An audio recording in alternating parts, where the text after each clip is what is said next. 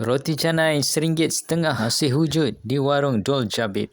Roti canai atas dia crispy-crispy sedikit. Okey, kita cicah dengan kuah dia. Memang ngam, tetapi kuah dia agak sedikit cair. Untuk pembaruan boleh dipekatkan sedikit kuah dalnya. Tetapi overall roti canai dia sangatlah tebal, sangat kenyang. Walaupun order satu sahaja, memang sangat puas hati. Tekstur roti canainya agak baik, tetapi kalau lembut lagi sedap. Kalau nak dibandingkan dengan mamak, roti canai dia memang tebal, memang puas hati dan kenyang. Memang recommended. Berdekatan dengan Sekolah Kebangsaan Taman Muda. Dekat warung tu pun ada kuih.